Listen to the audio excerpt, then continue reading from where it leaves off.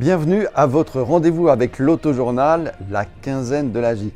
L'idée, c'est toujours de vous proposer toutes les 2 semaines notre point de vue sur les événements essentiels du monde de l'automobile en 3 étapes. D'abord, la découverte d'un nouveau modèle, ensuite un essai, et enfin l'analyse d'un sujet économique ou social. Dans ce numéro, nous vous proposons donc de revenir sur le fantastique enthousiasme suscité par la présentation de la nouvelle Renault 5. Ensuite, on montera à bord de la nouvelle Volkswagen Passat, qui n'existe plus qu'en break. Et enfin, pour terminer, avec le bilan du Salon de Genève, nous essaierons de savoir si les salons automobiles ont encore un avenir. Vous avez le programme? Alors c'est parti! Donc, sauf si vous avez passé les 15 derniers jours sur la planète Mars, vous n'avez pas pu échapper au lancement de la nouvelle Renault 5.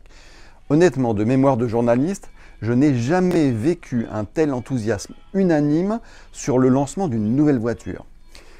Bien sûr, cette Renault 5 du 21e siècle, elle fait vibrer la corde nostalgique, mais comme tout le monde n'a pas vécu les années 70 et 80, elle a plein d'autres atouts pour séduire le plus grand nombre.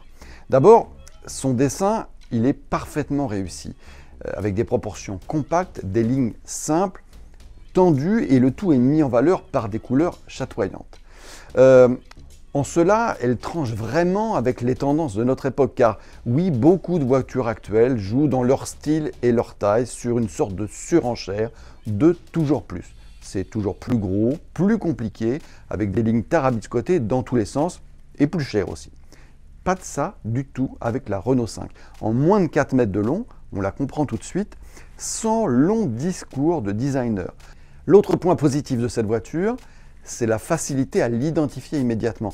Quand on vous dit Renault 5, on voit tout de suite de quoi on parle, tout le monde se l'approprie.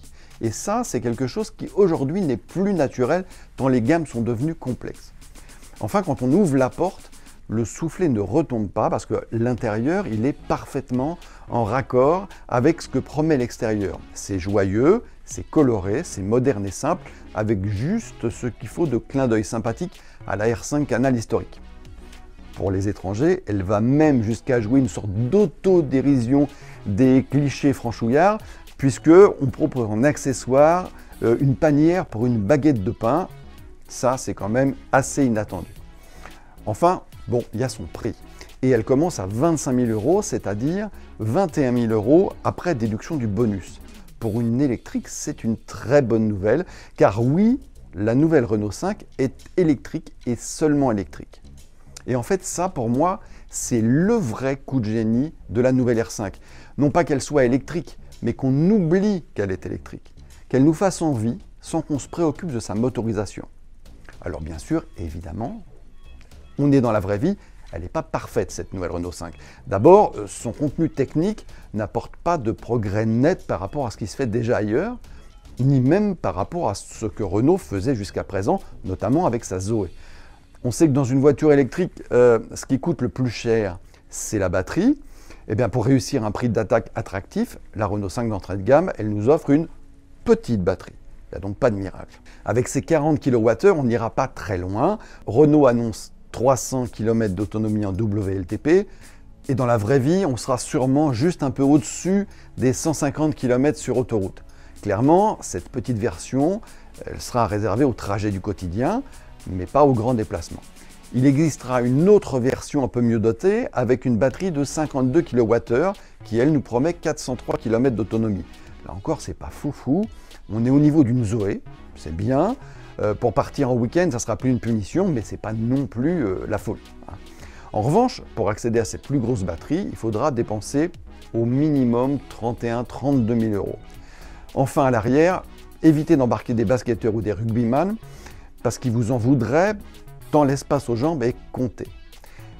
La nouvelle Renault 5 n'est donc ni une grande routière, ni une voiture familiale, mais prenons le pari que ça ne l'empêchera pas de pulluler sur nos routes à partir de la fin 2024, et on a hâte d'y être. On change de taille et de technologie avec notre essai de la quinzaine qui est consacré à la Volkswagen Passat Break. La Passat, tout le monde connaît, c'est pas la voiture la plus fun de la planète, mais c'est une forme d'incarnation de la berline sérieuse à l'allemande. Sauf que dans ce segment aujourd'hui, c'est les SUV qui se vendent, plus tellement les berlines. Et puis chez Volkswagen, il y a déjà la gamme électrique ID qui prend toute la lumière à défaut de rafler toutes les commandes. Alors, est-ce que la Passat allait disparaître? Franchement, c'est pas passé loin. Et Volkswagen nous fait le choix de nous proposer cette nouvelle génération uniquement en break et en fait sur une plateforme qui est calquée sur celle de la Skoda Superb. Le premier constat, c'est que c'est un gros bébé. Elle fait 4,91 m de long, c'est 14 cm de plus que la génération précédente, qui était pourtant déjà pas un petit format. Et pour les créneaux, finalement, on est content qu'elle dispose d'un Park Assist Plus qui gère intégralement la manœuvre du créneau. En contrepartie, évidemment, on n'est pas volé sur l'espace à bord. C'est royal pour les passagers arrière et le coffre annonce 690 litres. Les déménageurs, les antiquaires, les taxis, tout ce petit monde va adorer le coffre de la nouvelle Passat Break.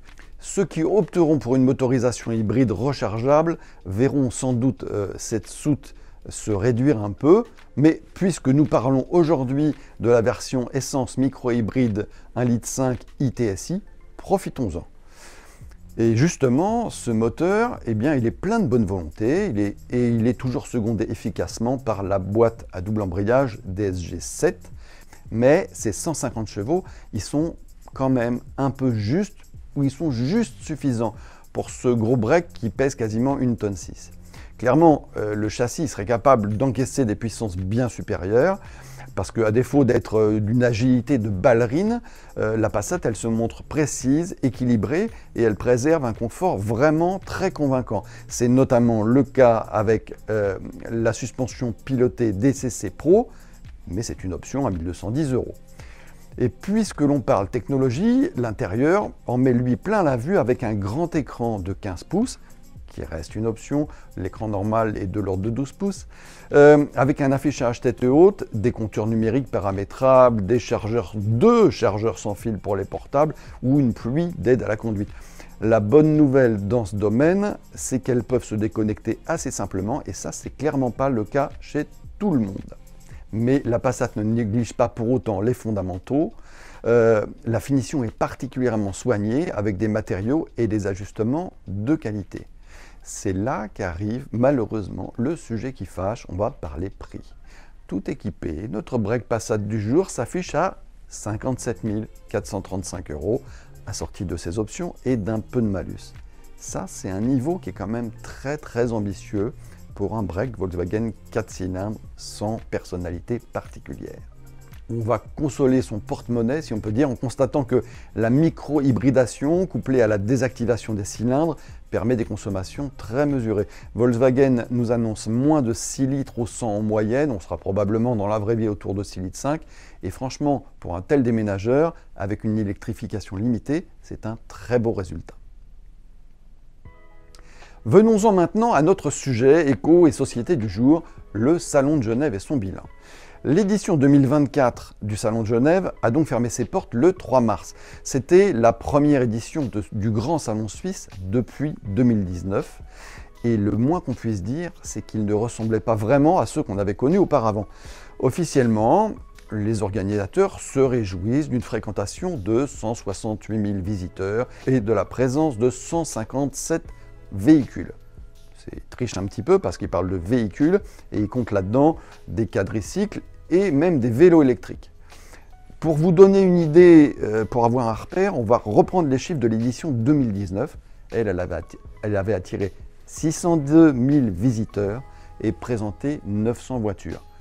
Comme disait quelqu'un, la pente est rude. Parce que le problème majeur, ça a été la désaffection de l'immense majorité des constructeurs. En tout et pour tout, et en écartant quelques artisans anecdotiques, on comptait seulement 6 marques présentes. Et le groupe Renault était le seul et l'unique représentant des constructeurs européens. Heureusement, avec le lancement de la Renault 5 et la première présentation publique du Dacia Duster et de la Springer stylée, il y avait de quoi s'occuper de ce côté-là.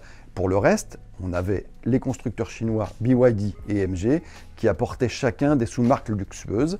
Et ils avaient la place pour s'étaler. La présentation la plus intéressante venait probablement de MG avec sa nouvelle MG3, qui est une citadine de la taille d'une Clio, mais équipée d'un moteur hybride de près de 200 chevaux, qui nous est promise pour 20 000 euros. Ça, clairement, on n'attendait pas MG avec une motorisation hybride et une citadine de ce niveau de puissance à ce prix, c'est carrément inédit dans le segment.